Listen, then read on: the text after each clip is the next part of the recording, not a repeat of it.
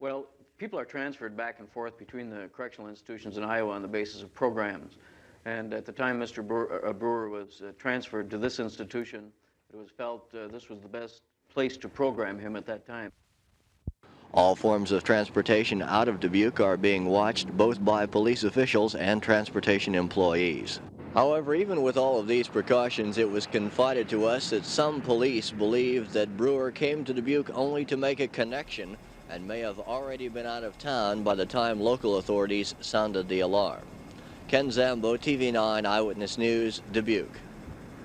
Well, our next guest, Mitch Westphal, is currently developing a film that is inspired by the notorious case of Ronald Wayne Brewer, an Anamosa State Penitentiary inmate who was also the subject of the archival news reports that you just saw. Mitch, welcome. Thank you for being here. Yeah, thank you so much for having me. Well, before we talk about this story that you're developing a film about, what is your background as a filmmaker and an Iowan? So I traveled to Los Angeles in 2010, got into the entertainment industry. I've been an actor for the past 15 years. This story my grandfather shared with me when I was about 15, so about 22 years ago now. And it was a story that always stuck with me and resonated with me. And now I'm kind of transitioning into the developing and producing side of things for this film, because it's very personal to me, including my grandfather and then being from Iowa. Mm-hmm. So what is the story? Yeah, so it was back in the 1960s, a gentleman by the name of Ronald Wayne Brewer committed a murder. He was sentenced to life. He eventually made his way to the Anamosa State Penitentiary. My grandfather had been a guard there from the late 60s into the late 70s. And then he became a very trusted inmate, which allowed him a lot of privileges because they were kind of experimenting with a very unorthodox type of reform at the time. And it eventually led to him forming a relationship with a pretty crooked guard at the time. And unfortunately, it led to a double homicide, which led to a nationwide manhunt. So it's a very, very nuanced, very layered story, for sure. And you're currently developing the film. What goes into that? Man, it's a huge undertaking. It's a lot of hard work, a lot of time, a lot of patience. But I have a great team. My producing partner Blair Jordan, who's based in Atlanta, Georgia.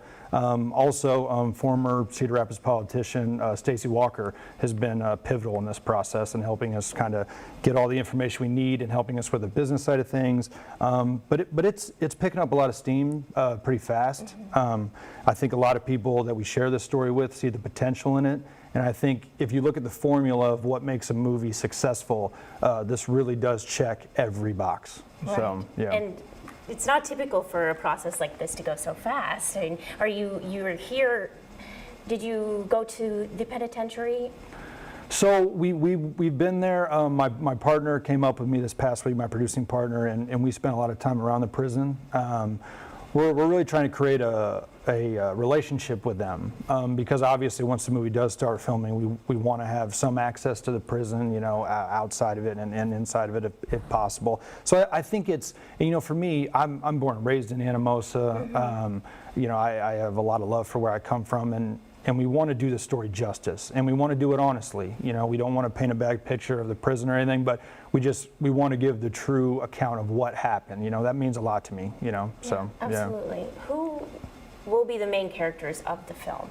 So right now we kind of have a list of acting wise, but the main characters of the film, Ronald Wayne Brewer, the inmate, my grandfather, Patricia Edwards, who unfortunately was part of the two that lost her life, and then the guard, Herbert Pennock, who had a very dark past, and a lot of people don't really know his history, and I think that's one of the things that will also make this story very, very intriguing. Yeah. Yes, absolutely. Mm-hmm. And it was in the 60s, 70s. Yeah. I'm sure there are people that remember and have a connection to this. Are you looking for... Well, yeah, and that's the thing. So we're still kind of in the investigative process of this whole thing. The creative side is moving along pretty quickly, but we're still taking in information. We're just starting to talk with the FBI now, trying to get information from them as well. So hopefully they'll be working with us, which will be good. But yeah, you know, it did happen 50 years ago, you know, January 1975. So a lot of people that were directly involved are passed, other than my grandfather, he's still alive. But yeah, I mean, if there's people out there or family members that want to come forward and share their information with us, we're definitely trying to gather as much as we possibly can to again, make sure we give an honest account of what happened. Yeah. I'm sure people are interested in a timeline of when they can potentially see some of this. Yeah, I think, well, we're kind of just starting to kick off the PR part of it now, kind of putting it out publicly. We've been working hard for the past 10 months, but kind of in the dark. We want to make sure we had our ducks in a row before we really bring it out publicly that we're doing this. But I would say hopefully, you know, late 2026, early 2027 is where we're really going to hit the filming part of it. Again, making a movie, it can take years. Right. But we're really positive and really hopeful that that we're going to get cracking on this. You know, it's a dream come true to be able to try to share a story that not only one focuses on where I'm from in Iowa, but also focuses on my grandfather. And it's a dream that we're putting a lot of effort into to make sure that it becomes reality. Absolutely. So if people want to follow the journey or contact you, how can they do that? Yeah. So our email at deathcamecalling.com or at gmail.com. You can go there for any information. You can find me on Instagram at Mitch Westphal or at Blair Jordan on Instagram as well, my producing partner. So yeah. Wonderful. Well, will you come back if you're filming in Iowa and you are in the process of making the movie? And Yeah, tell us absolutely. more about Yeah, it? we'd love to. I really do appreciate you guys bringing on and giving us the platform to kind of kick this thing off. And you also recorded a podcast episode that's going to come out that people can listen to. We did, yeah. So we went on Kenya Murray's Leave Your Legacy podcast earlier this week, and that was kind of the jumping off point. It was a much more in-depth kind of story on the film. So if you want any more information, be sure to check that episode out. I think it'll be out early next week. Wonderful. Yeah. Thank you, Mitch, for joining us. Yeah, thanks for bringing me on. Look forward to hearing more. Yeah. Well,